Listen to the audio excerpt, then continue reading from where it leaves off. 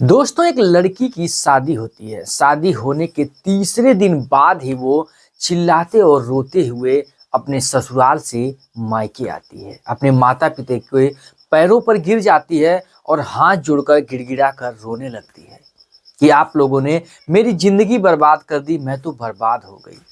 उसके माता पिता और वहां पर जो कुछ मेहमान रह गए थे, वो लोग इस लड़की के इस हालात को देखते हैं तो उनके होश उड़ जाते हैं।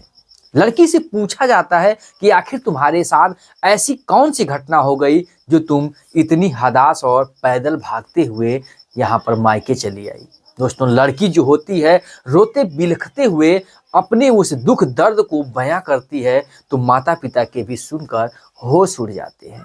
दोस्तों, लड़की बताती है मुझे ही वहां के लोग ब्लैकमेल करके पारी पारा एक से बढ़कर एक लोग मेरे साथ हवस का शिकार बनाना चाहते थे। दोस्तों, इतना जब सुनते हैं वहां के रिश्तेदार और उसके माता पिता, उनके भी पैरों तले से जमीन खिसक जाती है और वो लोग आनन फानन में आते हैं और उस लड़की को लेकर पुलिस थाने पहुंच जाते हैं। पुलिस थाने में वहां पर रिपोर्ट दर्ज कराई जाती है और जब पुलिस हरकत में आती है तो उनके परिवार वालों को दबोच लेती है। दबोचने के बाद जब ये मैटर खुलता है और ये सच्चाई सामने आती है तो सच्चाई कुछ और ही थी, जो कि आप भी सुनकर आपके भी रोंगटे खड़े हो जाएंगे। क्योंकि ऐसी सारी कहानियां समाज में ऐसी मैसेज देती हैं जो कि आपके भी दिल को दहला देगी। क्योंकि समाज में ऐसे ऐसे लोग आज भी पड़े हुए हैं जो कुछ हवस के चक्कर में आज इतने बड़े बड़े काम को अंजाम दे देते हैं और उसका तनिक भी नहीं सोचते हैं कि इसका अंजाम क्या मुझे भुगतना पड़ेगा। दोस्तों, ये सब कुछ वीडियो में कवर करेंगे कि आखिर उसके साथ कौन सी ऐसी दर्दनाक घटना हुई, क्या ऐसा उसको जो ससुराल में ऐसी क्या पीड़ा हुई, ऐसा क्या कांड हुआ जिससे कि वो रोकती बिलखलाती हुई अपने मायके पहुंच गई और रिपोर्ट दर्ज कराने पर वो मजबूर हो गई। 3 दिन में ही उसका जिंदगी और जो है कि नरक बन चुका था। दोस्तों, चैनल पर नए हैं तो चैनल को सब्सक्राइब कर लीजिएगा। अगर आपको वीडियो हमारी बहुत ही अच्छी लगे तो कमेंट बॉक्स में अपनी राय लिखकर जरूर बताइएगा। चलिए वीडियो को करते हैं स्टार्ट और समझते हैं इस पूरी कहानी को। दोस्तों, ये कहानी है पश्चिम बंगाल की, एक छोटे से गांव की, जहां पर एक रमेश दास नाम का एक लड़का रहा करता था। उसकी शादी जो है एक सुमन नाम की लड़की से तय हो जाती है। दोस्तों, रीति रिवाज के अनुसार फरवरी 2025 में दोनों की जो है कि विधि विधान के साथ दोनों की शादी हो जाती है। लड़की जो होती है जो सुमन, वो विदा होकर अपनी ससुराल पहुंचती है। ससुराल पहुंचने के बाद वो सुहाग रात के दिन अपने जो है कि कमरे में बैठकर अपने पति का इंतजार कर रही थी। तभी सास उसकी आती है और कहती है, बेटा जो दरवाजा है वो खुला ही रखना और बंद करके ना सो जाना। दोस्तों, सुमन होती है वो सोच में पड़ जाती है कि आज के भी दिन कोई भला ऐसी भी बात करेगा क्या कि मैं दरवाजा बंद करके सो जाऊंगी, आज तो मेरी सुहाग रात की रात है। दोस्तों, वो कुछ बात को टाल कर ले जाती है और आराम से अपने कमरे में बैठ जाती है। इधर जो रमेश दास होता है वो दूसरे कमरे में सो जाता है अपने तबीयत का बहाना लेकर, और उधर सुमन जो होती है सुहाग रात के लिए पूरा रात इंतजार करते रहती है और धीरे धीरे 3 बज जाता है। दोस्तों, अपने जो रूम है, रूम के बल्ब को बंद कर देती है। तभी अचानक उसके साथ हादसा होता है। एक आदमी आता है और आकर उसके बदन को टच करने लगता है। उसके शरीर में जब मोमेंट होता है सुमन के, तो वो समझ जाती है कि मेरा पति जो है वो आ चुका है और वो सुहाग रात मनाना चाहता है। वो मना करती है कि देखो मैं नींद में हूँ, अब कुछ नहीं होगा और अब अगले दिन कुछ होगा और अभी तक तुम कहाँ थे। लेकिन वो मानता नहीं है। वो जो है वो उसके और करीब आने लगता है। तो फिर सोचती है कि हमारी तो विवाह हो ही चुका है, अब उसका तो हक है सुहाग रात मनाना, तो चलो छोड़ो, जाने दो, उसे सुहाग रात मना ही लेते हैं। क्योंकि वो भी अपने आप को कंट्रोल नहीं कर पाती है और कहीं ना कहीं वो उसके संपर्क में आने लगती है। दोस्तों, जो सुमन थी वो जैसे जैसे उसकी करीब बढ़ रहा था उसकी भी धड़कनें बढ़ रही थी। लेकिन धीरे धीरे जब उसका हाथ उसके सर पर पहुंचता है तो वो देखकर घबरा जाती है, क्योंकि उसके चेहरे पर कुछ बाल थे, दाढ़ी वगैरह थी, और जिससे उसकी शादी तय हुई थी, जिससे उसका 7 फेरा उसने लिया था, जिसने 7 जीने और मरने की कसम खाई थी, उसके तो चेहरे पर कोई दाढ़ी और बाल भी नहीं थे।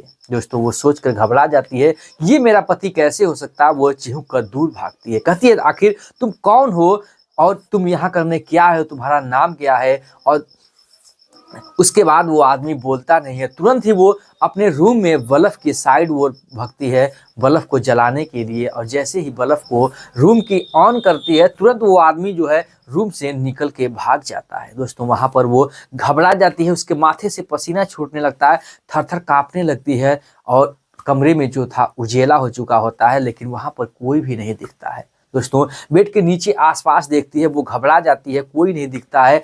कहे भी तो किससे कहे, किसी किससे अपनी उस बात को बयां करे, अपनी दास्तां सुनाए। वो घबरा कर बैठ जाती है और रूम की कुंडी को बंद कर लेती है। दोस्तों वो सोचने लगती है ये आखिर में कौन हो सकता है, मेरा पति नहीं था तो आखिर इतनी रात को कौन आ गया और मेरे रूम में मेरे साथ ऐसा हवस का मुझे शिकार बनाने के लिए आखिर में कौन हो सकता है।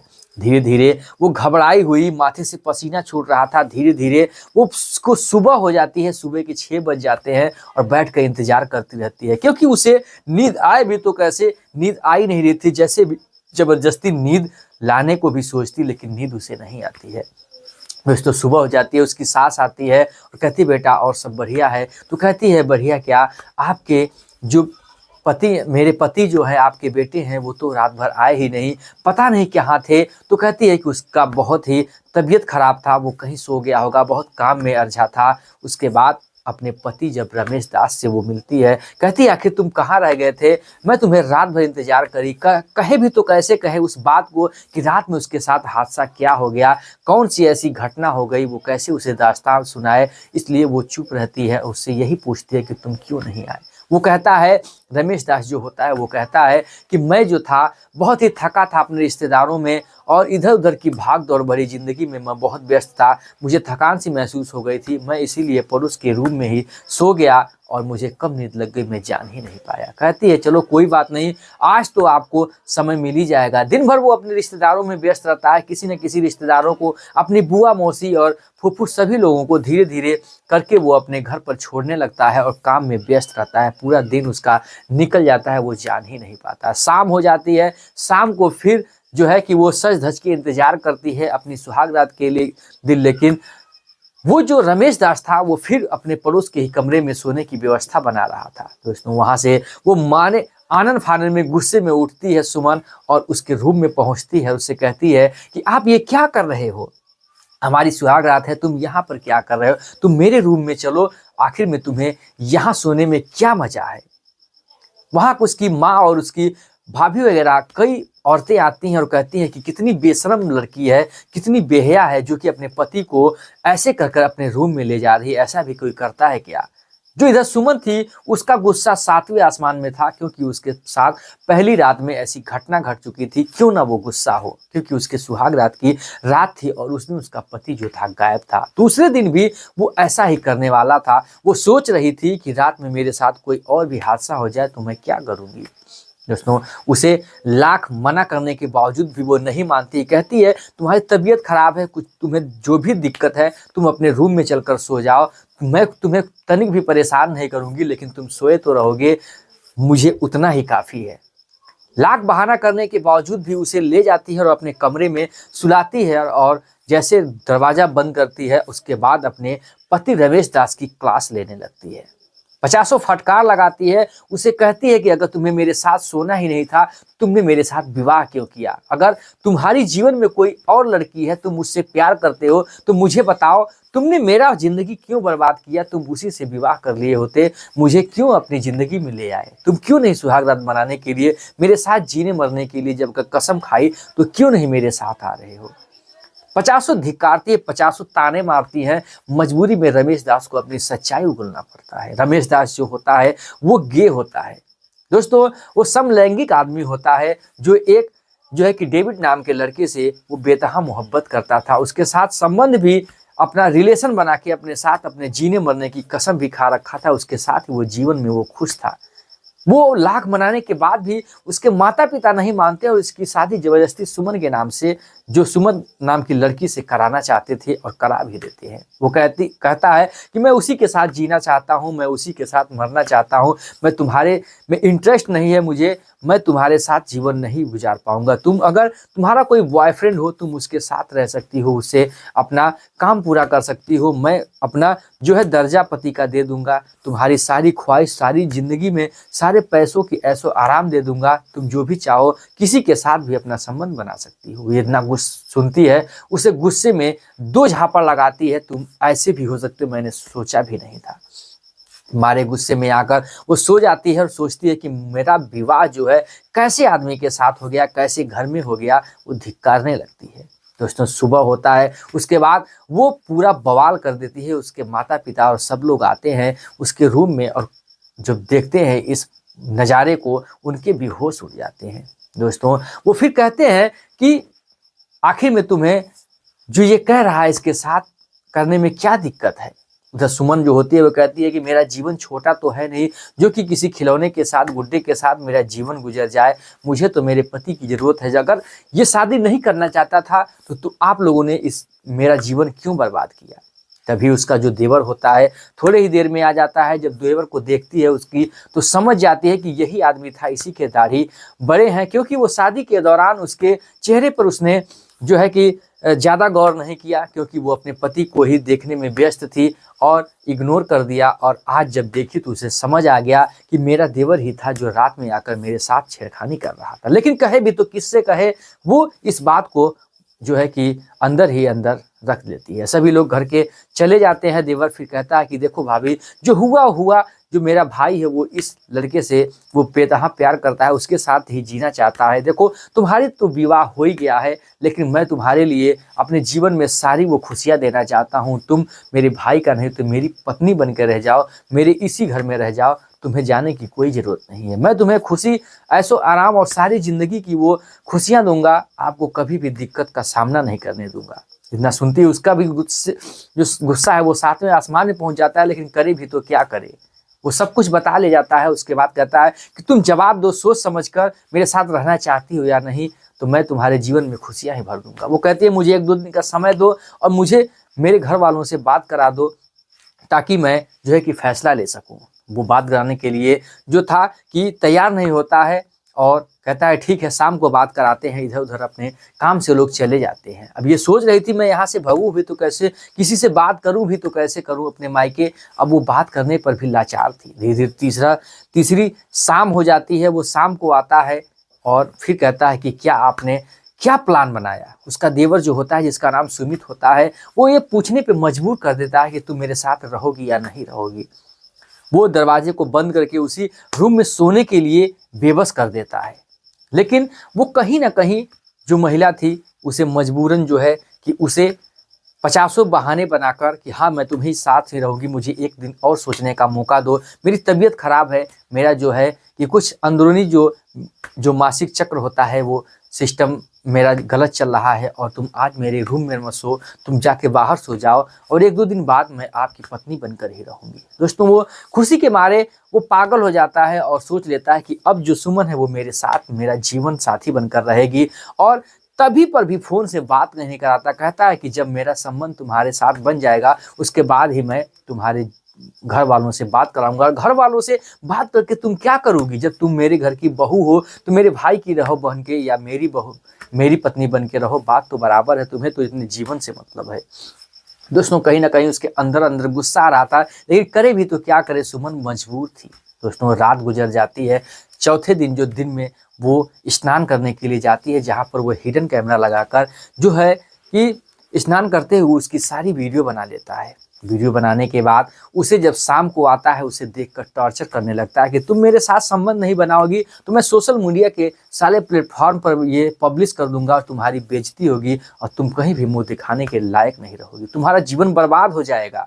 वो डर जाती है और बहुत ही घबरा जाती है। कहती है कि देखो मैं तुम्हारे साथ संबंध भी बनाऊंगी, तुम्हारे साथ ज़िंदगी भी गुजारूंगी, तुम्हारी पत्नी बन के रहूंगी, लेकिन मेरे माता पिता से एक बार बात करा दो ताकि मैं भी अपनी संतुष्टि अपनी रख लूँ और तुम्हारे साथ ही 1-2 दिन की बात है, उसके बाद तुम्हारे साथ ही जीवन काटूंगी। वो ज़बरदस्ती उसी रूम में रह जाता है और रूम में सो जाता है और बाहर जाने के लिए मना कर देता है और उसी रूम पे रहने लगता है। दोस्तों रात होती है, धीरे धीरे दोनों की नींद लग जाती है, आंख लग जाती है, लेकिन सुमन को कहीं ना कहीं नींद नहीं लग रही थी। और क्योंकि जो उधर सुमित था उसे वो मान गई थी और कहती है कि देखो सब कुछ होगा लेकिन वो नहीं होगा जो एक पति पत्नी करते हैं। इस वजह से उसे थोड़ा बहुत झांसे देकर उसे जो है कि बहला फुसला देती है। उसे लग जाता है सुमित की अब ये जो है कि ये मेरी पत्नी बनने की इच्छुक हो चुकी है और ये मेरी पत्नी बनकर रहेगी। उसे पूरा भरोसा हो जाता है क्योंकि वो ऐसे ऐसे मूवमेंट करती है मजबूरी में कि वो उसे मानने पर वो तैयार हो जाता है और वो खुशी के मारे उसे कब नींद लग जाती है वो खुद नहीं जान पाता है। जैसे ही वो गहरी नींद में आता है, ये सुमन जो होती है दबे पांव घर से निकलती है और रोड पे अपने हाईवे पर दौड़ने लगती है, क्योंकि वहां से जो ससुराल था वहां से उसका मायका लगभग 40 किलोमीटर के आसपास था। धीरे धीरे भागते दौड़ते वो लगभग में 8-10 किलोमीटर के आसपास का सफ़र तय कर लेती है। तब तक घर वालों के घर पर हड़कंप मच जाता है कि यहाँ तो सुमन यहाँ से निकलकर फरार हो चुकी है, यहाँ तो दिख नहीं रही। आसपास जब तक ढूंढते हैं आधे घंटे बीत जाते हैं, तब तक वो 15 किलोमीटर क्रॉस कर गई थी। तभी एक अजनबी आदमी निकलता है मोटरसाइकिल बाइक से, जो कि एक जो है कि शादी समारोह से अपना निपट के आ रहा था। वो उसी के इलाके के आसपास जा रहा था। उससे रोक कर गिड़गिड़ाने लगती है, हाथ जोड़ने लगती है और उसकी दया की भीख मांगने लगती है और अपनी सारी हकीकत बताती है कि मुझे भैया छोड़ दो, तुम्हारा जीवन में मैं शुक्रगुजार रहूँगी, तुम्हारे जीवन में हरदम तुम्हारे मैं अपने आसार जो है कि आभार व्यक्त करूँगी और तुम मुझे मेरे जो है कि मायके की तरफ छोड़ दो। वो मजबूरन उसे बैठाता है और लाकर उसके गांव के 1 किलोमीटर बाहर लाके छोड़ देता है। दोस्तों वो रात के 3 बजे के आसपास अपने घर पर पहुंचती है, थर थर कांपते। वो ठंडी का समय था, अपने माता पिता के दरवाजे को खटखटाती है, लोग जगते हैं और उसके परिवार में भी अभी बहुत सारे मेहमान थे। देखकर इस नई नवेली दुल्हन उसकी बेटी को लोग हड़कंप में बच जाते हैं कि ये क्या हुआ, ये तो सुमन जो डोली में विदा होकर गई थी, आज ये 3 बजे रात में ये दौड़कर अकेले घर पर आई है, ऐसा क्या हो गया। दोस्तों वो रोती बिलखती हुई अपने पापा के गले लग जाती है, अपनी माँ की, और चिल्लाने लगती है कि आप लोगों ने मेरा जीवन नर्क बना दिया। दोस्तों पूछते हैं आखिर क्या हुआ।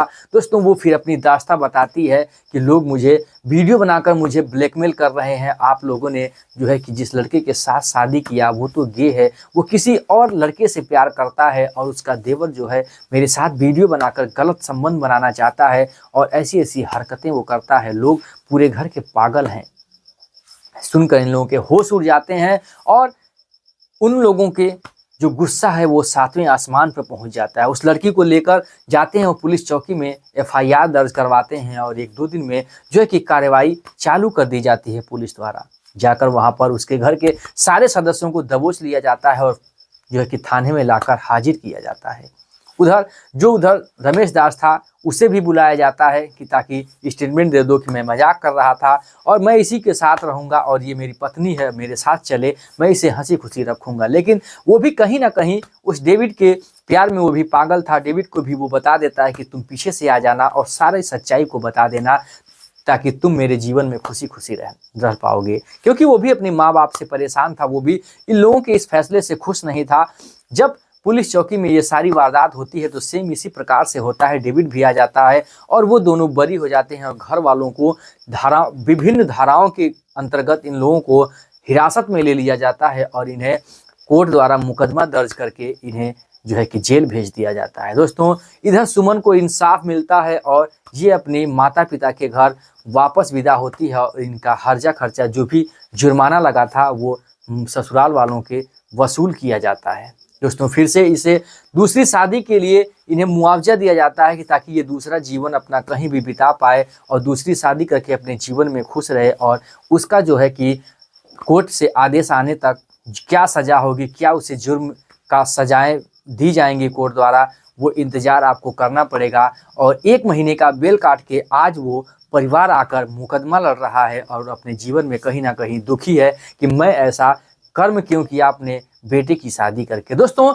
आप भी कमेंट बॉक्स में कमेंट करके जरूर बताइएगा कि उन्हें कौन सी सजा होनी चाहिए और सुमन को इंसाफ मिले तो कितना इंसाफ मिले, उसे क्या इंसाफ मिलना चाहिए दोस्तों। क्योंकि समाज में ऐसे ऐसे आज भी लोग हैं क्योंकि किसी भी लड़की का जीवन बर्बाद करने में तनिक भी नहीं सोचते हैं कि वो भी तो किसी की बेटी होगी। दोस्तों, कहानी सुनाने का मकसद हमारा किसी की भावनाओं को ठेस पहुंचाना नहीं है, बल्कि आपको जागरूक करना है कि किसी के साथ भी ऐसी घटना हो सकती है। किसी की भी लड़की का हंसता खुलता परिवार उजड़ सकता है। कोई भी अपनी बाप जो है अपनी बेटी की जिंदगी बर्बाद कर सकता है। इसलिए कोई भी फैसला सोच समझ के ले और अपनी बेटी का विवाह अच्छे घर में करे और देखभाल करके।